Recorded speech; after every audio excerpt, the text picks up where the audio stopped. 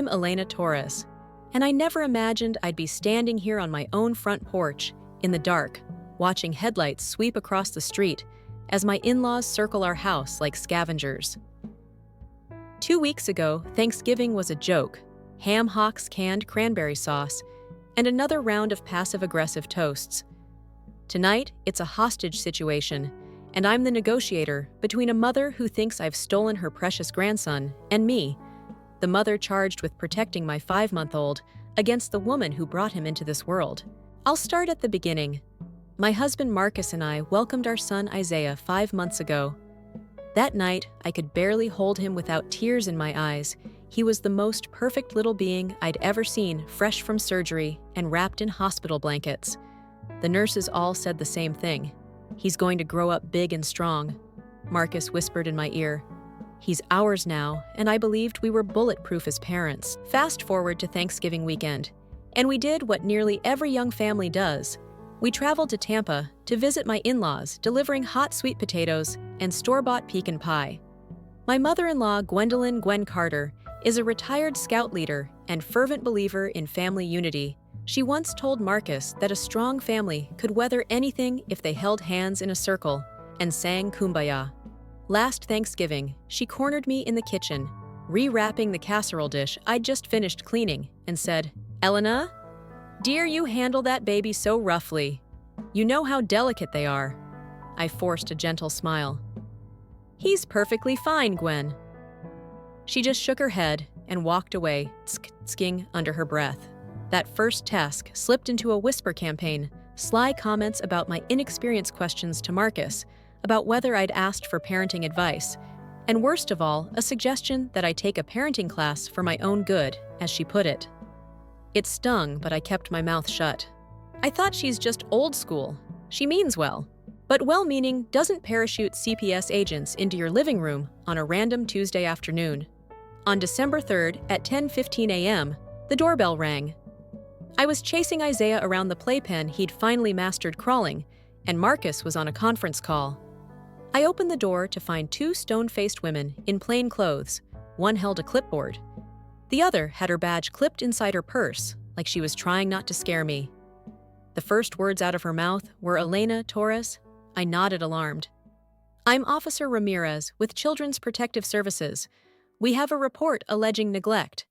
We need to see the baby and review his living conditions." My heart seized. Neglect. There must be a mistake. My voice cracked. "He's perfectly fine, vaccines up to date, pediatrician visits on schedule." She barely blinked. "Ma'am, this is a routine investigation. If you could step aside so I can enter." I backed off and let her in mind racing.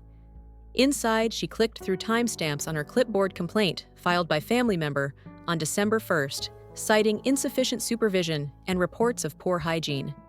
Then she glanced at Gwen, standing rigidly behind me, like a Stonehenge monument.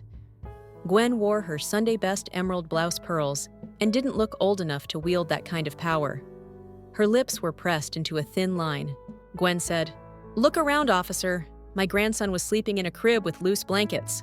That's a suffocation hazard." Ramirez made a note. "Indeed. Now, ma'am, please show me where you bathe him." Panic rose in my throat. Every parent knows CPS can be a labyrinth of accusations and court dates. I swallowed. "Right this way." I led her to the bathroom, where I just hung a towel over the tub. I opened the cabinet to show him clean bath supplies, baby-friendly soap, fresh washcloths. Gwen strode ahead, rearranging the bottles, so only the unscented soap faced the officer. "See only the basics. Nothing toxic." Ramirez nodded, but her face didn't change. She asked to see his diaper bag, school records, everything. I answered every question, voice fluttering between anger and fear. At one point, I snapped at Gwen, "Mom, will you stop interfering?" She fixed me with a stare so cold it burned. "I'm doing what's best for the child," she hissed. By the time they'd left, I was trembling. Ramirez said they'd make a determination in 2 days. If the case was substantiated, they'd file a petition and we'd have to appear in juvenile court. If not, they'd close the investigation. But those 2 days felt like an eternity where I couldn't eat, sleep, or think straight without picturing CPS's gray van outside my condo again. That night, I sat on the living room floor, Isaiah asleep in my arms, Gwen's accusations echoing in my ears. I dialed my best friend since grade school, Sandra, who's been through more than her share of family drama. Her voice on the other end was steady. Hélène, you know, Gwen's vendetta is personal. She never accepted that you're Marcus's wife. But CPS won't care about that. They care about paperwork and protocols. You need a lawyer. I messaged Sandra's referral, Tony Wilder, an attorney who specializes in defending parents in CPS cases. Tony returned my call almost immediately. Elna, we'll need to build a case that disproves Gwen's claims. Documentation, photos, witness statements, everything. Time is of the essence. Don't let them push you around. I felt a spark of hope. Over the next 48 hours, my world shrank to 4 tasks. Document everything. I photographed every inch of our home, the crib, with tight-fitted sheet, the well-stocked diaper bag, the spotless bathtub liners. I wrote detailed notes about each CPS question and Gwen's interjections. Gather witnesses. Sandra interviewed our neighbors. Mr. Jensen saw me playing with Isaiah each afternoon. Ms. Patel from downstairs heard only soothing coos when she repaired our dryer. Each neighbor delivered a written affidavit, no neglect observed. Medical records. I scoured our pediatrician's portal for immunization records, growth charts, developmental assessments. Dr. Nguyen's 6-month report praised our attentive care notes, reading healthy weight gain and bonding with parents appropriate. I printed every page. Legal preparation. Tony drew up an emergency motion to dismiss the CPS investigation based on lack of evidence and conflict of interest, Gwen's dual role as granny and ex-CPS supervisor. She said we could file it the moment the investigation report arrived. On day 3, we received the CPS decision, unsubstantiated. Case closed. Relief washed through me, but I knew better than to breathe freely. CPS often reopens cases if new complaints arrive. Gwen's face at that moment was unreadable, no triumph, no regret. Just the unsettling glare of someone who'd lost, but not surrendered. That same afternoon, we hosted a small welcome-home brunch for family and friends. The table groaned under quiches, bagels, and fruit. Isaiah wore a tiny t-shirt reading "Survivor." I forced a smile as Gwen watched from the head of the table, arms crossed. She leaned in and whispered, "You haven't seen the last of me." The words carried a promise that our ordeal wasn't over. That evening, as I bathed under the same spotlessly documented fixtures, I realized defending against CPS wasn't just about winning this round. It was about dismantling the trust that Gwen had weaponized, proving that a system meant to protect children should never be twisted by personal vendettas. I sat on the bathroom floor, wrapped in a towel, and took a deep breath. My son's safety demanded more than paperwork. It required confronting Gwen, directly setting boundaries she'd never dared to cross, and ensuring CPS never got another complaint they could entertain. I would need to learn not only how to fight CPS legally, but how to neutralize the familial poison that had set this chain in motion. Tomorrow, I would file a motion for protective orders.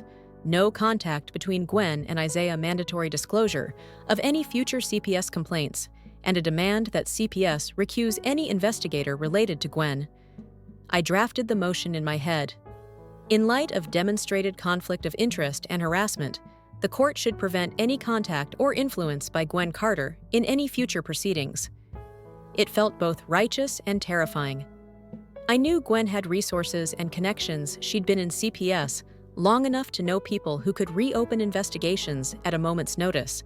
But I also knew, as Elisa from Tony's office told me, that the law gives parents rights, and protective orders were designed for precisely this scenario, to shield families from those who would use the system as a cudgel.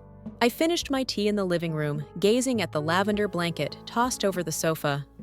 My son cooed in his swing, oblivious to the legal strategies swirling around him.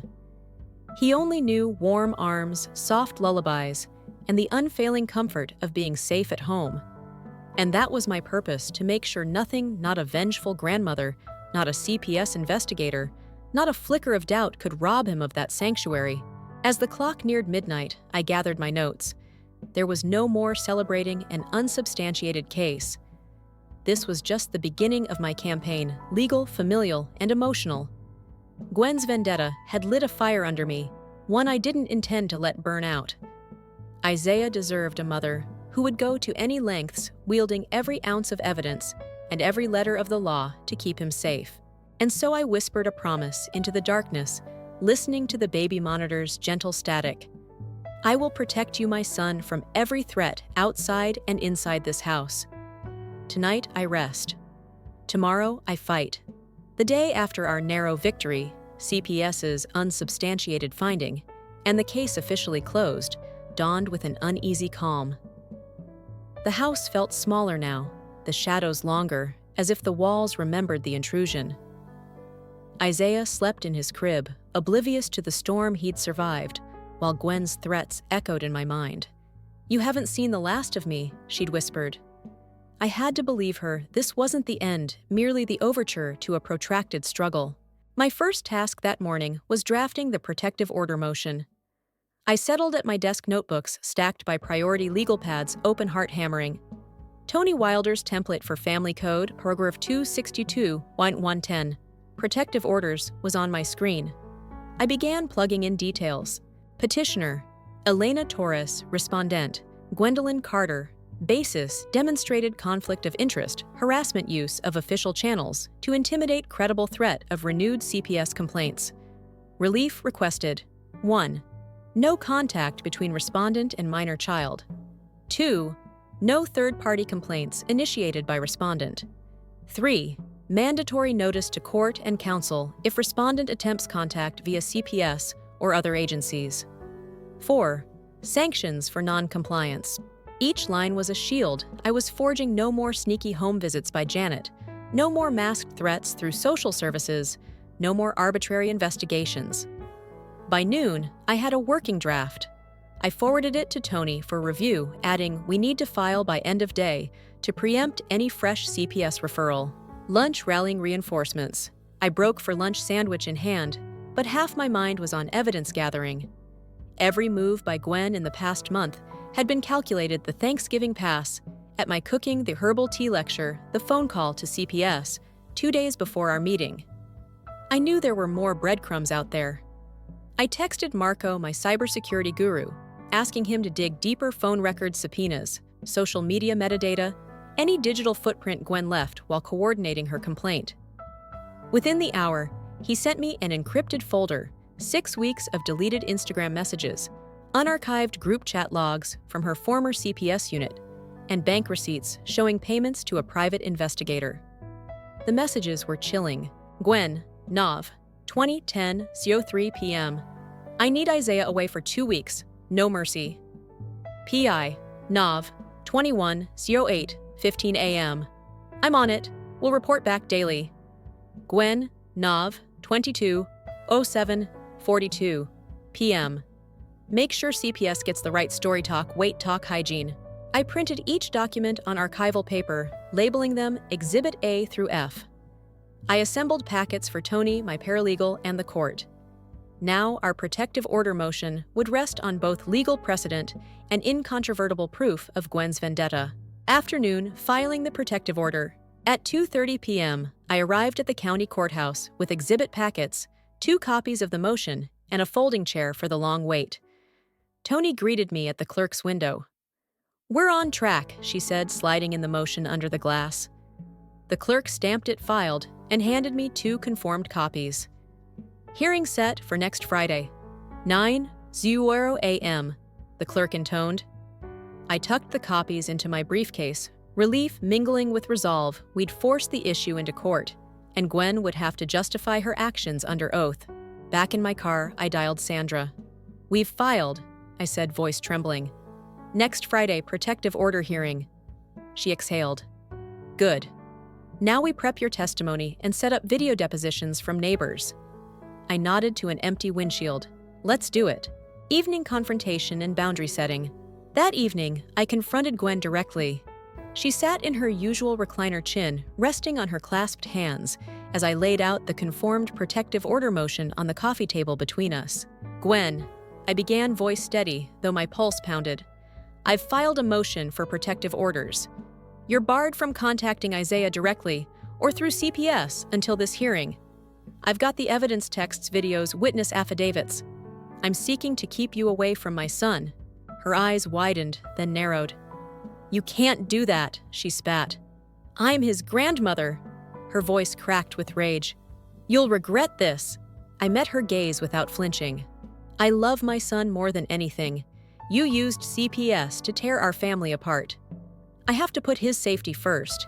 If you attend that hearing, you will answer under oath. Did you file a false CPS complaint? Did you hire a PI to stalk us? Those are questions I need answered for his protection." I left the protective order motion on the table and walked away, chest tight, but triumphant. Our first formal line had been drawn. Late-night emotional fallout and resilience. That night, sleep eluded me.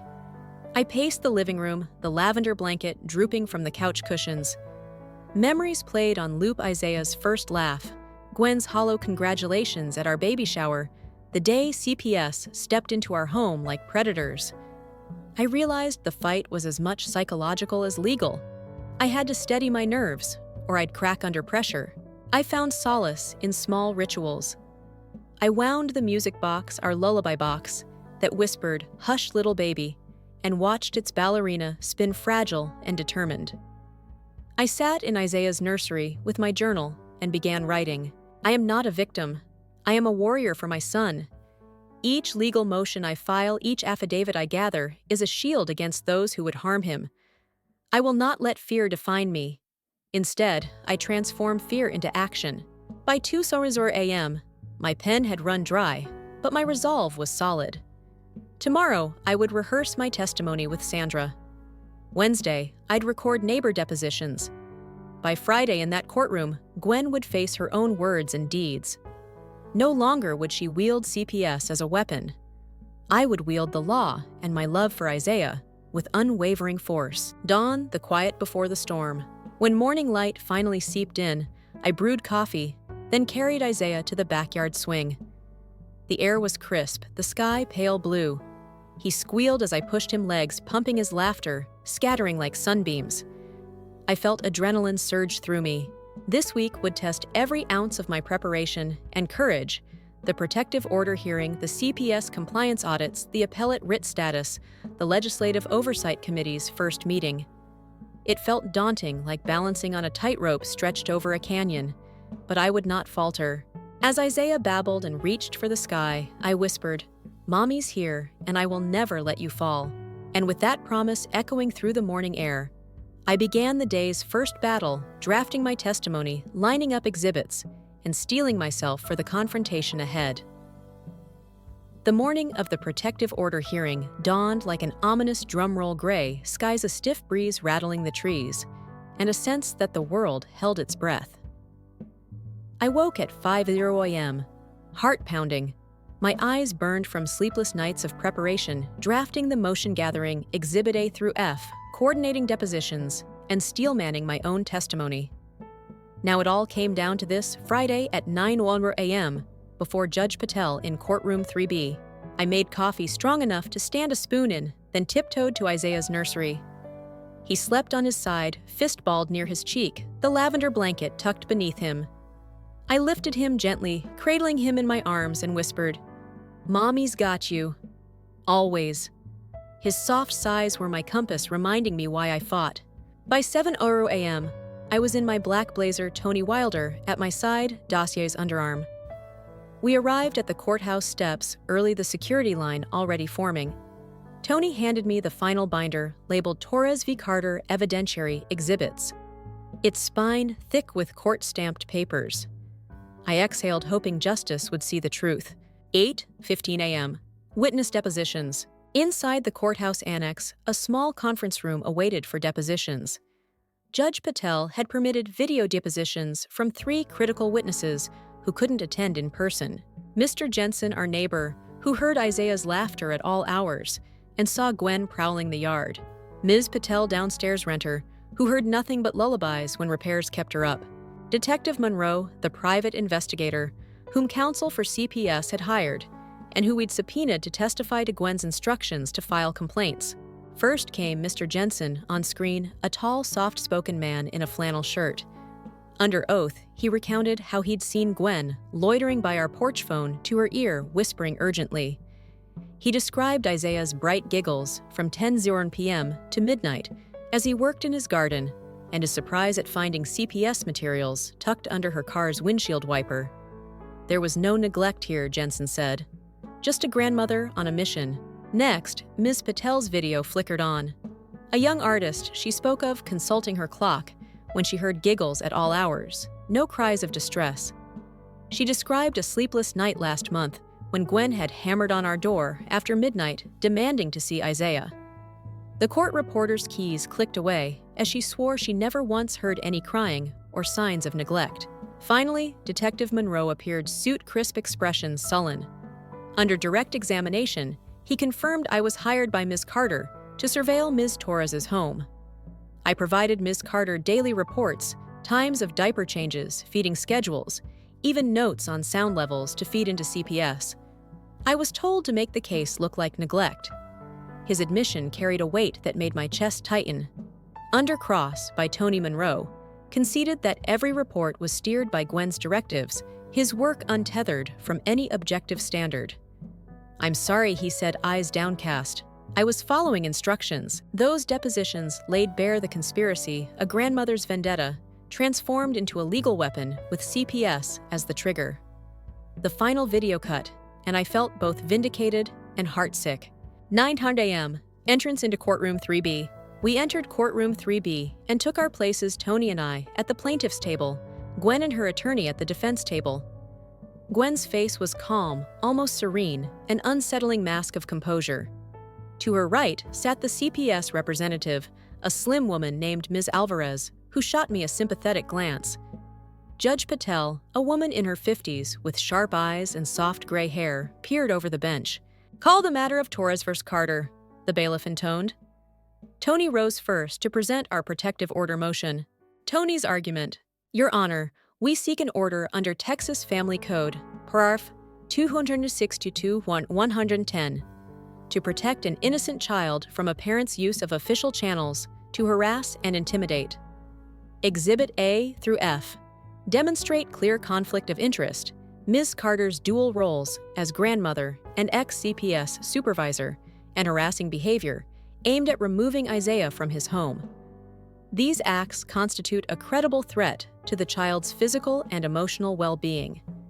We ask the court to issue a protective order, one prohibiting respondent from contacting the child directly or indirectly, 2, barring respondent from filing any further third-party complaints with CPS or other agencies without court approval, and 3, requiring immediate notice to both parties and counsel if the respondent attempts any contact. Judge Patel nodded, referring to the motion's exhibits. Ms. Carter, do you wish to respond? Gwen's defense. Gwen stood gracefully. Your Honor, I acted out of genuine concern. As a CPS supervisor for 20 years, I know the signs of neglect.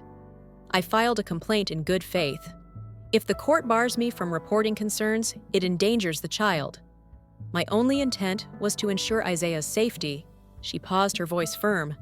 I never intended harm. I simply followed procedures I was trained to use. Tony's rebuttal. Tony moved to cross. Ms. Carter, did you inform CPS that you were the child's grandmother before filing your complaint? Gwen hesitated. No. Tony pressed on. Were you paid for any investigative work done on this case? Gwen swallowed. I hired a private investigator. Tony pointed to Exhibit F. Your own instructions to that investigator sent via email on November 20th directed him to make sure CPS acts within 2 days and to gather any dirt we can use. Do you deny that Gwen's composure cracked for a moment? My email said I was concerned, she said quietly.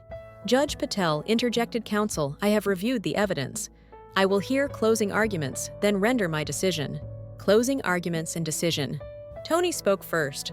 Your Honor, Ms. Carter weaponized her CPS expertise to orchestrate a complaint not grounded in fact, but in personal vendetta.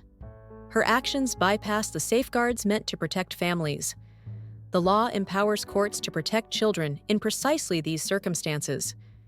We ask for the protective order. Next, Gwen's attorney spoke. Your Honor, while Miss Carter's passion is undeniable, she acted with good intentions. Any overreach was unintentional. A protective order would unfairly bar her from ensuring her grandchild's welfare. Judge Patel leaned forward, the courtroom quiet as she spoke. The evidence shows a pattern of intentional harassment by Ms. Carter, leveraging personal and professional influence and clear conflict of interest without disclosure. I grant the protective order as requested. Respondent is barred from all contact, direct, electronic, or through third parties, with the minor child Isaiah Torres. Any future complaints must be filed with this court's approval. This order remains in effect until further order of the court. Relief and exhilaration swept through me. I looked at Gwen, who nodded curtly, lips pressed in a thin line. CPS Representative Alvarez exhaled, then approached Tony and me with genuine warmth. "Thank you for holding this system to account," she whispered. Afternoon CPS administrative complaint. Buoyed by our court victory, I shifted focus to wider accountability. CPS had closed the prior investigation, but the agency's internal review of Supervisor Carter's conduct remained pending. I drafted a formal administrative complaint to the State Department of Family and Protective Services. The complaint outlined Gwen's misuse of official authority, her failure to disclose conflict of interest, and the harm to our child.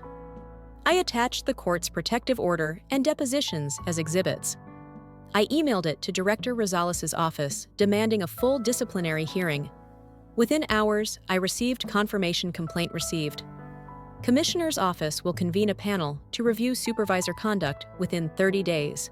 I leaned back, knowing the wheels of administrative justice grind slowly, but today, we'd thrown them into motion. Gwen's authority inside CPS was now under scrutiny, a personal and professional reckoning. Evening Public Awareness Campaign. That evening, I partnered with Marisol's digital platform for a public awareness live stream. We titled it, "When Family Weaponizes CPS, A Survivor's Story." For 45 minutes, I recounted our journey, the Thanksgiving whispers, the CPS raid, the depositions that unmasked a vendetta, and the court's protective order. We walked viewers through exhibit highlights, showing timestamps and email snippets that proved Gwen's deliberate sabotage. Comments soared, "This happened to me too." "Thank you for sharing." "We need statewide reform." I felt a fierce solidarity. Our personal battle had tapped a vein of shared experience, and knowledge was becoming collective power. Late night, the next frontiers. As midnight approached, my inbox was full messages from other parents' offers of legal assistance for families in similar straits, and a note from Representative Nguyen. "Great job on the live stream. We're introducing HB 7321 next session to strengthen conflict of interest rules in CPS." I smiled. Our grassroots fight was spawning legislative ideas, a ripple effect beyond our county. But exhaustion finally claimed me. I crawled into bed, activated the baby monitor, and allowed myself one unguarded moment of gratitude. My son slept safe. The court had recognized the danger he'd faced, and we'd struck a blow for every parent living under the threat of insider malice. Before sleep took me, I whispered a simple intention into the darkness. Tomorrow, I will build on this victory to ensure no CPS supervisor can ever again manipulate the system against a family they do not like. And with that, I surrendered to dreams, knowing that when I woke, the real work of systemic reform would begin. The sun hadn't yet pierced the overcast sky when I woke at 5:00 a.m., heart racing with the knowledge that nothing about this fight remained routine. The protective order was in hand. Judge Patel's signature felt like a lifeline, but the road ahead would demand vigilance on every front. Gwen's internal CPS disciplinary hearing loomed, and I'd filed a complaint with the state agency. On top of that, the legislature was considering a bill to tighten conflict of interest rules for CPS workers. And if that bill stalled, Gwen's successors could repeat her abuses. Today would be about broadening the fortifications around my family and ensuring this vendetta never resurfaces. I crept to Isaiah's nursery, where he slept curled in his lavender-trimmed bassinet, the soft glow of his nightlight illuminating the framed baby sock, a permanent reminder of the battle fought and the boundaries drawn. I braced a finger against the glass, whispering, "You're safe, baby. Mommy's got more armor to forge." 6:30 a.m., filing the state disciplinary complaint. By 6:30 10:30 a.m. I was at the Department of Family and Protective Services headquarters, clutching a thick packet, my administrative complaint against Gwen Carter. The receptionist gave me a wary look. Most parents only came here after weeks of battling CPS for visits. I handed the packet to a clerk who stamped it, received August 14, 2025, complaint number 2025, CF0031. I felt a surge of triumph that the agency would now investigate one of its own supervisors for malfeasance, but I tempered it. Internal reviews could be slow and subject to political influence. Still, this complaint triggered a formal inquiry and placed Gwen's CPS credentials under review, a public documented blemish on her record. 8:00 a.m. Meeting with legislators on HB 73221. Next stop, the Capitol. In Representative Lynn Nguyen's office, a modest suite adorned with children's drawings, we gathered with Senator Bell and two other sponsors of HB 7321, the CPS Accountability Act, designed to codify mandatory conflict of interest disclosures and expand protective order remedies across Texas. Nguyen passed around draft amendments. Section 3, Sol A, would require every CPS caseworker to declare familial ties to any parties in an investigation, and Section 6 would empower judges to issue no-contact orders identical to ours statewide. I shared my experience how Gwen had weaponized her insider role, how CPS's good faith defense obscured intentional misconduct, and how families needed clear legal pathways to hold insiders accountable. I pressed the drafters to include an expedited emergency hearing clause, no more weeks-long waits before a protective order could be heard. They nodded, promising to integrate that language before the bill's committee hearing next week. As we left, Nguyen squeezed my arm. "Your story is reshaping state policy. Keep your testimonials ready." I exhaled, energized by the prospect of systemic change that could shield countless families, not just my own.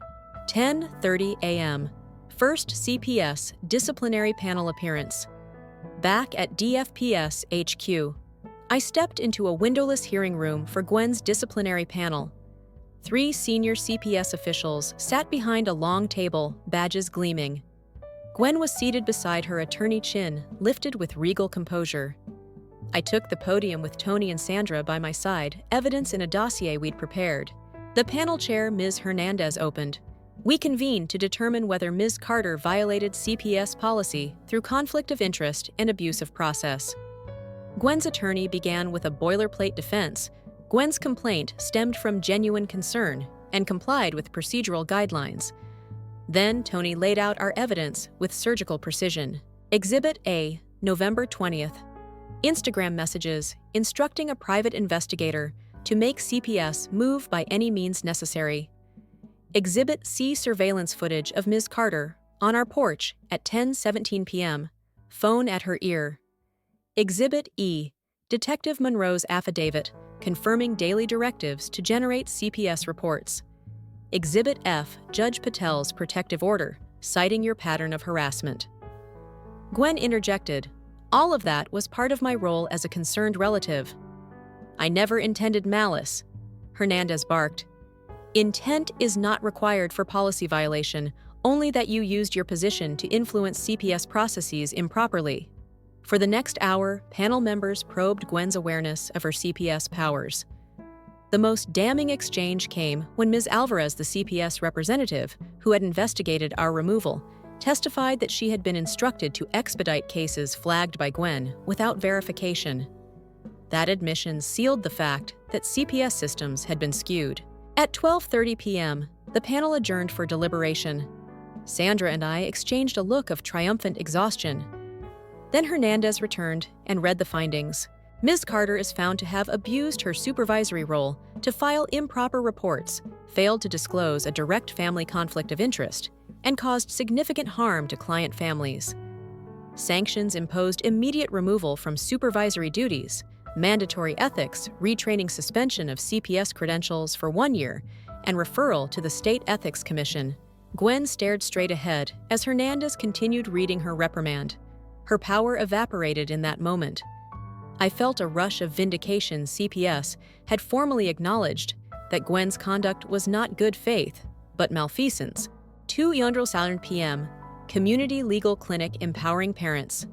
By mid-afternoon, I was back at the community center, co-hosting a free legal clinic for parents navigating CPS. The Know Your Rights workshop drew standing room-only crowds, young mothers clutching infants, grandmothers with wary glances, fathers with protective stances. I shared our protective order process, legislative victories, and resources for emergency filings. Sandra and Margaret took turns demonstrating sample motions, while local pro bono attorneys offered one-on-one consultations. When a mother in tears described receiving a CPS knock after a neighbor's gripe, a ripple of solidarity and practical advice flowed through the room. I realized our fight had ignited a network of empowered parents ready to support one another, a community firewall against isolated attacks. 4:30 p.m. Deposit Vault Session Psychological Toll. The nonprofit families first invited me to share my story at their quarterly Deposit Vault event, a space where survivors of CPS investigations unpack the psychological trauma such encounters inflict. The room was dim chairs in a circle around a vault, a lockbox containing blank note cards. Participants were invited to write their fears and deposit them anonymously, then listen as survivors shared steps toward healing. I took the mic, voice steady but raw. When CPS came, I felt my identity as a mother stolen. Every question felt like an accusation. Every click of that clipboard was a verdict before trial. And then, when my own mother-in-law pulled the strings, it became betrayal on two fronts.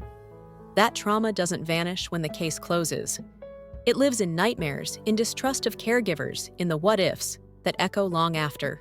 I described my echoing panic, checking baby monitors hundreds of times a night, flinching at every knock on the door, questioning every parenting choice.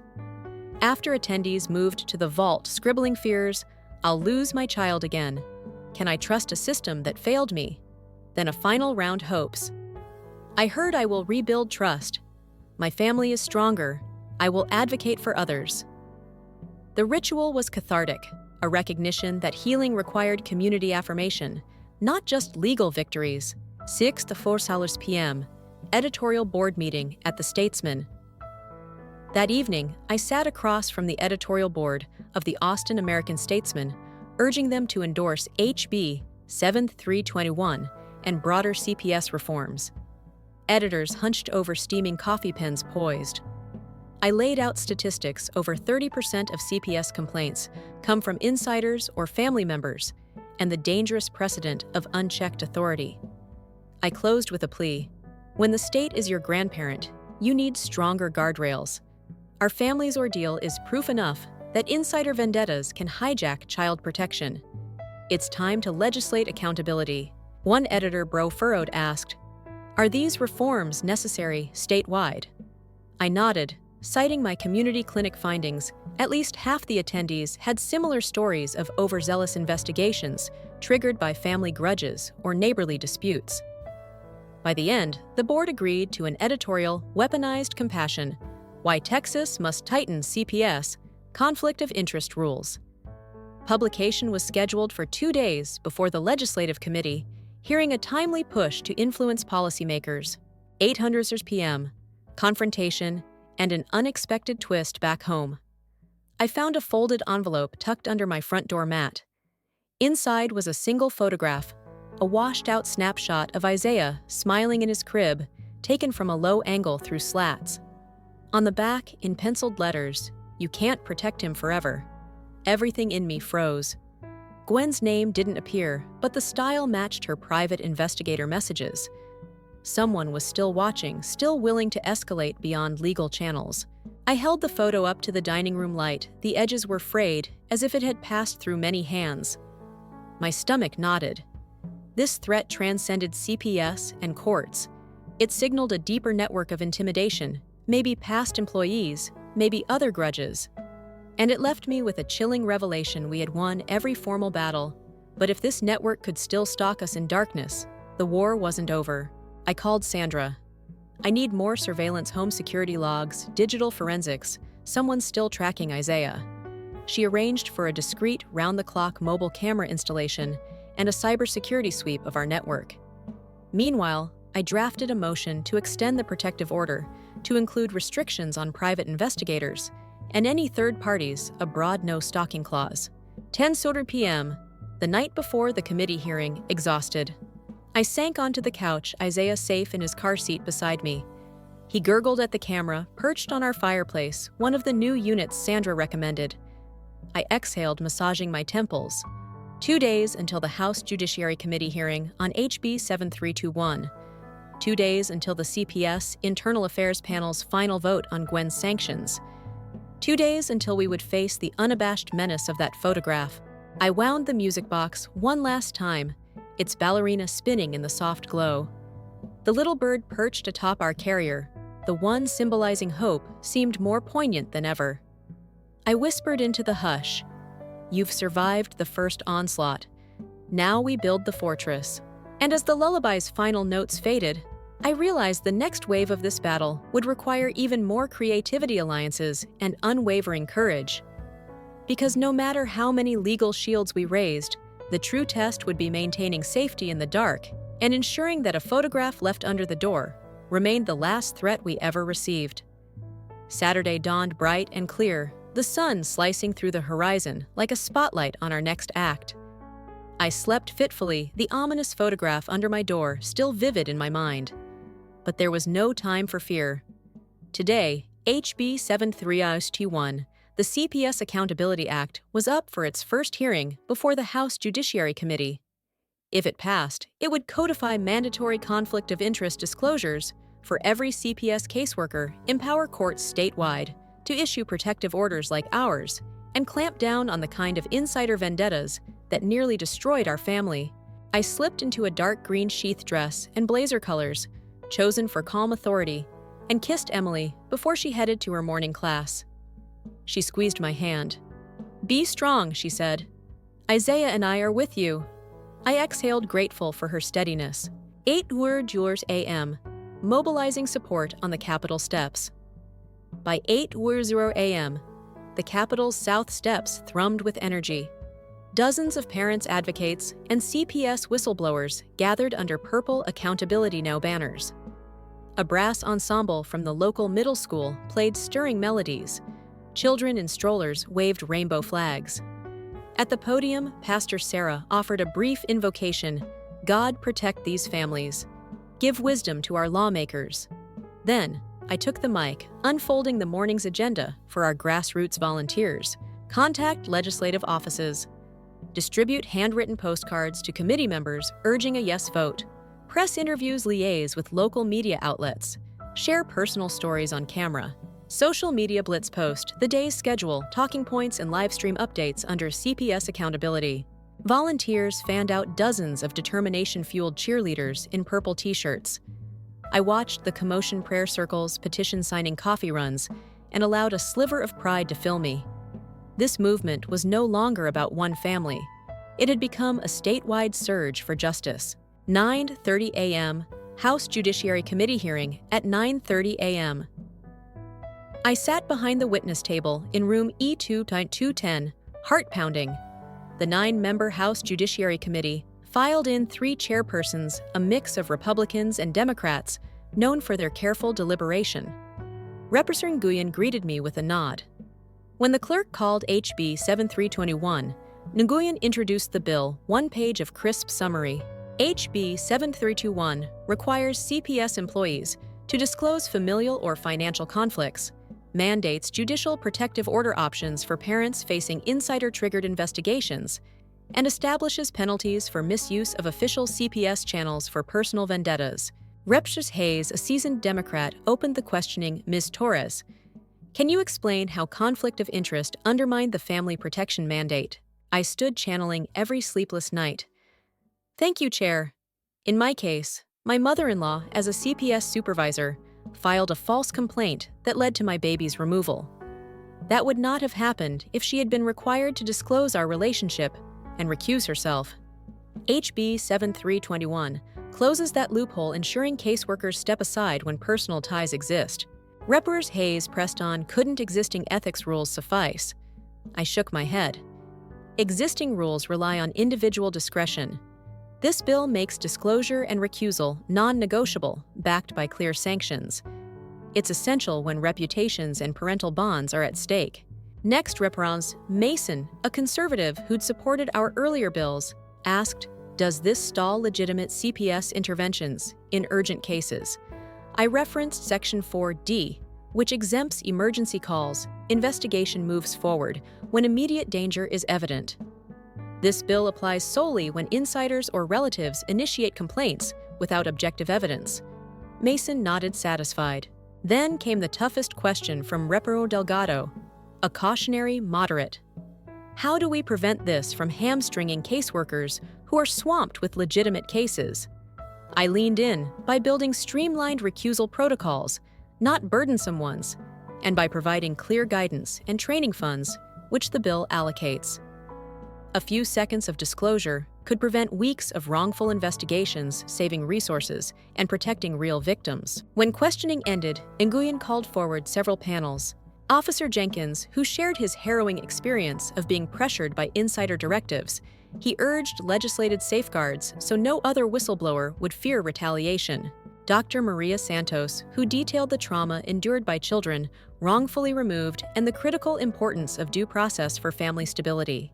Detective Monroe, the former PI, who described how easy it was to weaponize private investigators to feed CPS a false narrative. The committee members scribbled notes, faces grave. When the clerk called for a vote on sending HB 7371 to the House floor, the result was unanimous approval 9-0. Applause and handshakes followed. We'd cleared a major hurdle. 1100 years on AM. Senate Finance Committee press crawl. No sooner had the House triumph settled than I zipped across the Capitol to the Senate Finance Committee, where fiscal directors had concerns about funding the required trainings and portal expansions. I joined Senator Bell and Nguyen's aide Jenna in a briefing room filled with budget analysts. Senators, Bell kicked off. We've identified $2 million annually by trimming redundant legal affairs contracts, as we did with the CPS Transparency Act. These savings fund HB 7321's training programs, portal maintenance, and compliance audits. The chief budget analyst nodded, pulling up spreadsheets. With these reallocations, no net new spending is required. In fact, we free up $500,000 for child welfare caseworkers from reduced legal retainer fees. She eyed me. I clarified, investing in preventive measures. Training to avoid wrongful removals reduces litigation costs, fosters trust, and improves outcomes, cutting long-term expenses. The analysts reversed their earlier hesitations, noting the bill's cost-neutral structure. By 12:30 p.m., Finance had recommended favorably. Another strategic victory locked in place. 1:30 p.m., tracking the CPS panel's final report between legislative sessions, I'd follow up on Gwen Carter's internal CPS disciplinary panel. By 1:30 p.m., a terse email arrived, panel decision pending, anticipated release by KOB.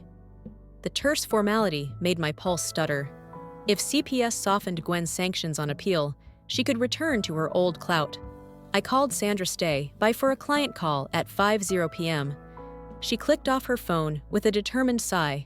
Meanwhile, I fielded messages from parents in Dallas and Houston, offering solidarity and sharing their own CPS horror stories. I arranged pro bono counsel to network families across the state, creating a coalition that could monitor HB 7321's implementation and report violations. I set up an email group, Texas CPS Accountability Network. Volunteers began signing up by the dozen. 4:00 p.m. Press conference, mobilizing public opinion. At 4:00 p.m., Nguyen and Bell held a press conference on the House steps. I shared the twin victories, the Judiciary Committee's approval of HB 7321 and Senate Finance's favorable recommendation, and urged swift passage on the House floor next week. Reporters peppered us with questions. When will the full vote occur? What assurance do parents have that this law will be enforced? I offered confident clarity. We moved to second reading on Tuesday, final passage Wednesday, then to the Senate floor on Thursday. Once enacted, CPS will be legally bound to implement safeguards, and courts statewide will have clear authority to issue protective orders. Enforcement mechanisms are in place in the bill's civil penalties for supervisors, administrative discipline, and annual performance audits. Cameras rolled as I concluded. Our goal is simple: no more hidden vendettas, no more shattered families. This is about protecting Texas children. The Statesman Tribune and News 8 all covered the briefing with front-page headlines amplifying our call. 6:00 p.m. Deep dive. Implementing the network surveillance plan.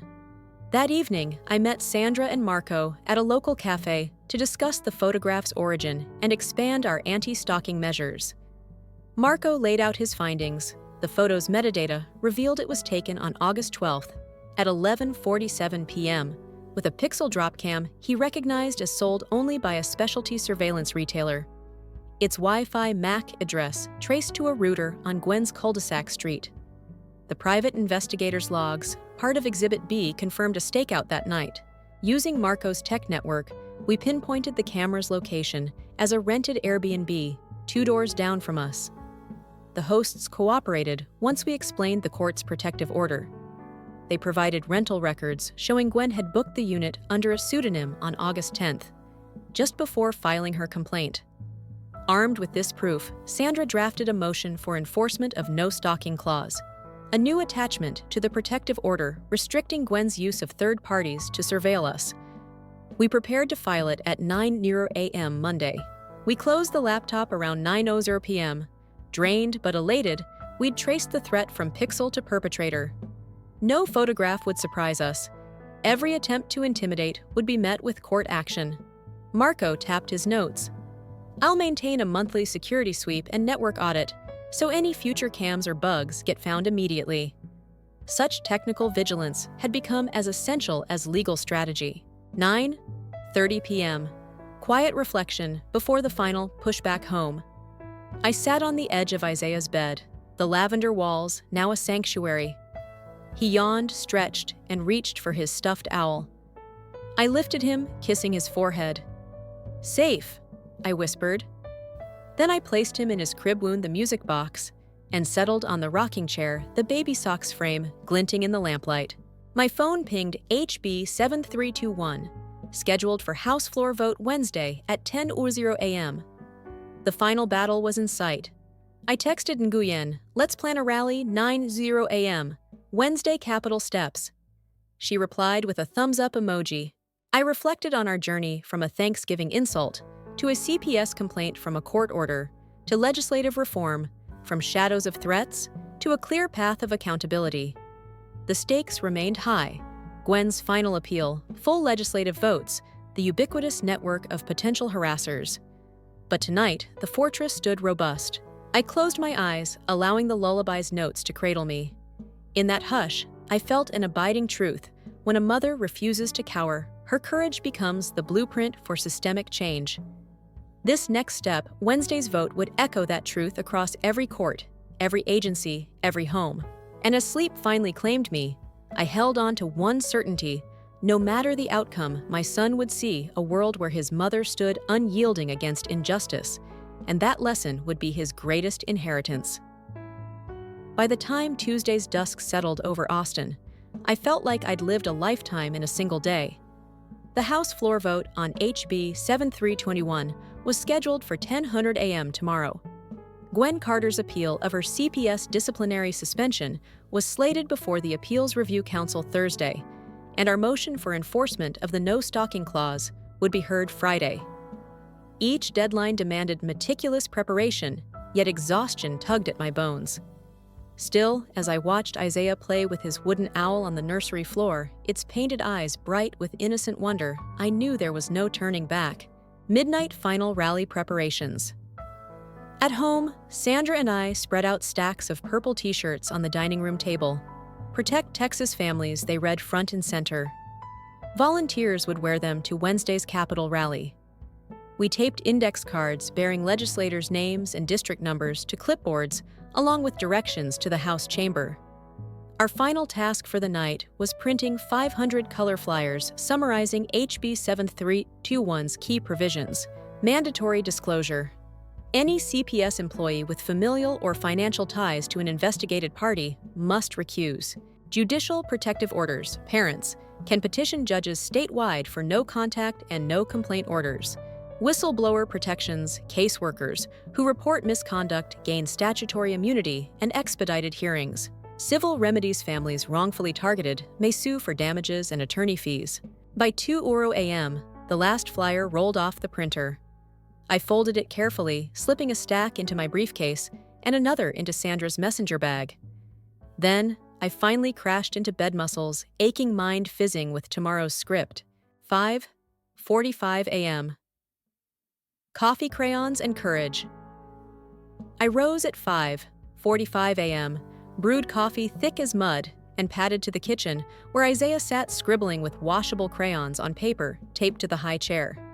His artwork rainbow swirls stick figure parents, holding hands a giant heart around them. I scooped him up for a hug. "Mommy's going to work," I whispered, kissing his cheek. "I'll be back before lunchtime." He babbled, patting my cheek, as if to say, "Go save the world." I dressed in a navy pantsuit, the suit I wore to Judge Patel's hearing, then pinned a tiny purple ribbon to my lapel. Sandra arrived to collect me at 7:00 a.m., and we drove to the Capitol side roads, clear of traffic in the early hour. 7:30 a.m. The rally unfolds. By 7:30 a.m., our volunteers had filled the south steps. Purple banners hung between columns. Volunteers handed out flyers. A quartet of bagpipers greeted passersby. News vans from KVUE, Keksan, and Telemundo set up cameras. Sandra and I coordinated brief pep talks. Call your rep's office now. Post your story on social with HB 731 pass. Head upstairs at 9:30 for a short march to the gallery. As the sky brightened, more parents arrived, some with toddlers on shoulders, others clutching legal pads. I felt a frisson of disbelief our grassroots push had become a movement. 9:00 a.m. Pre-session briefing at 9:00 a.m. Inside the Capitol, I met Reperhar Nguyen Senior Bell and key co-sponsors in a small anteroom. Nguyen grasped my hand. "They've got the votes, but we need a graceful floor debate. Keep it focused on children, not politics." Bell added, "We'll watch for amendments, none of those pesky sunset clauses or poison pills." The clerk delivered the final printed roll call, 98 is guaranteed 2 nay in the wings. We reviewed the script, no long speeches, concise statements, quick votes, no opportunities for filibuster. At 9:45, we formed a line near the chamber doors, volunteers streaming in behind us. I breathed deep, feeling each breath slow my racing heart. 10:00 a.m., House floor, vote. The sergeant-at-arms tapped the gavel. The clerk read the caption one last time. Nguyen gave a succinct recap. This bill ensures every Texas parent facing a CPS investigation by an insider has the right to due process, preventing wrongful removals, such as that endured by the Torres family. A chorus of "hear, hear" rose. The clerk called for the vote. One by one, representatives flipped their electronic voting cards. Yes, all no's too, only the most ideologically opposed balked. As the clerk declared the bill passes, we exchanged brief, relieved smiles. Some volunteers in the gallery waved their little purple flags as cameras flashed. Non-fiction scripts unfolded like this, a triumph tempered by reality. Yes, HB 7321 had cleared its final hurdle in the House, but now it needed the governor's signature.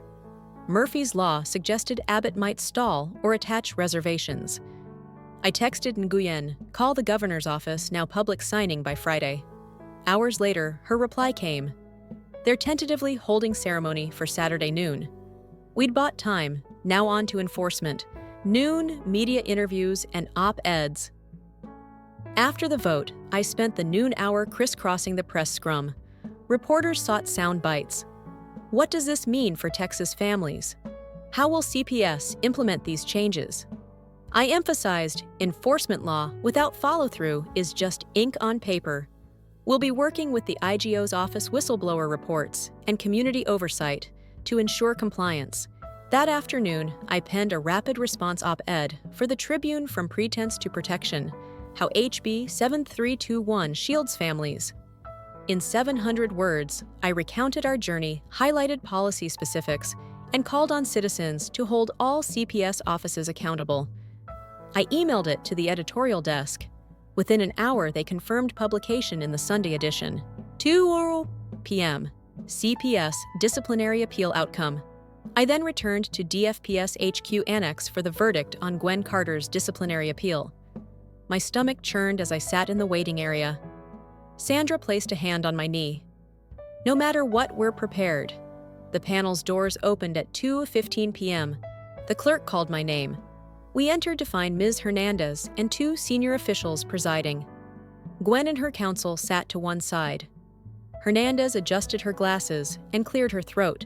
Upon review, the sanctions stand.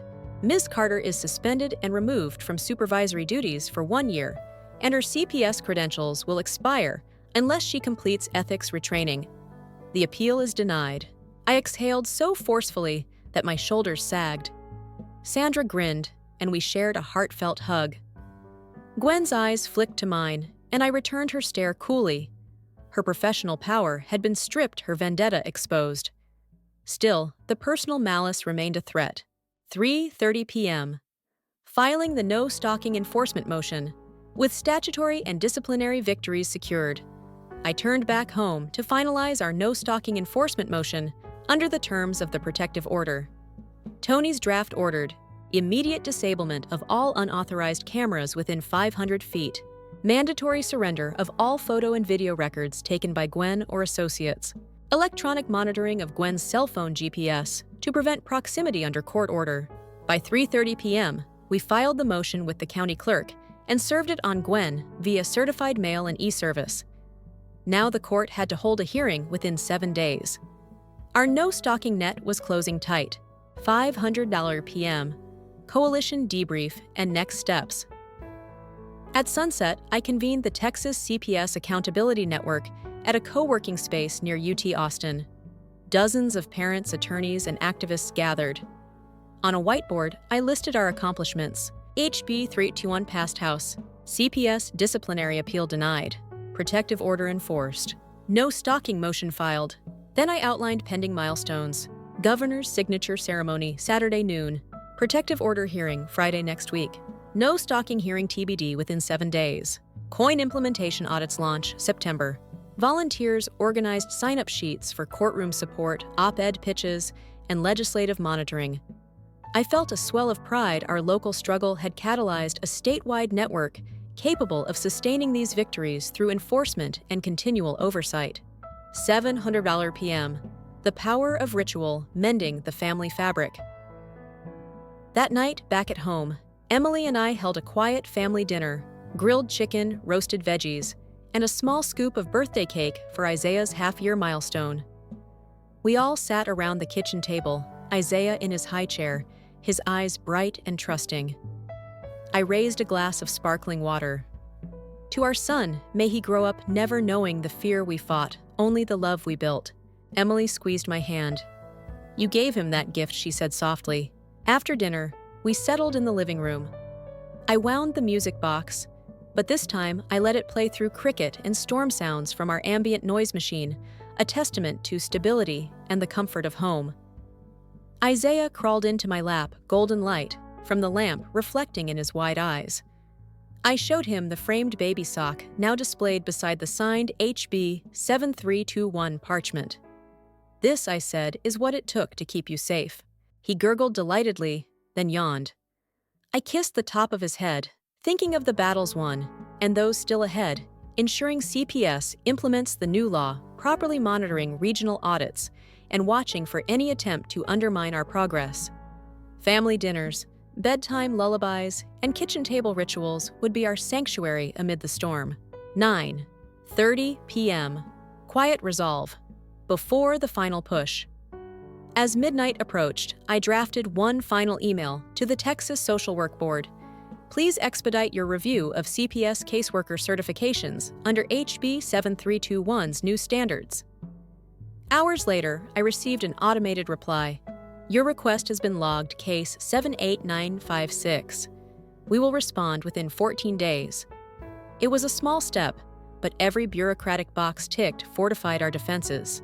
I opened the front door security camera app on my phone. No unauthorized devices detected within the past 24 hours.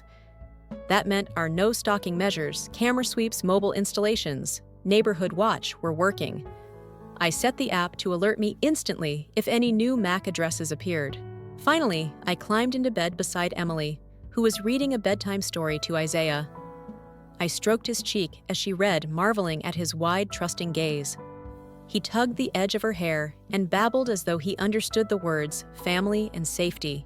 As I drifted toward sleep, I reflected on the alchemy of our journey, how fear had transmuted into policy, how personal trauma had forged a movement, and how relentless courage had reshaped institutions. This final stretch, governor's signature protective order hearing, no stalking enforcement, and the rollout of statewide audits would test our stamina. But I believed in the fortress we'd built legal, legislative, and community pillars strong enough to shield Isaiah and every Texas child from the shadows of insider peril. In the hush before dreams, I whispered, "Rest easy, my son. The dawn will bring new victories."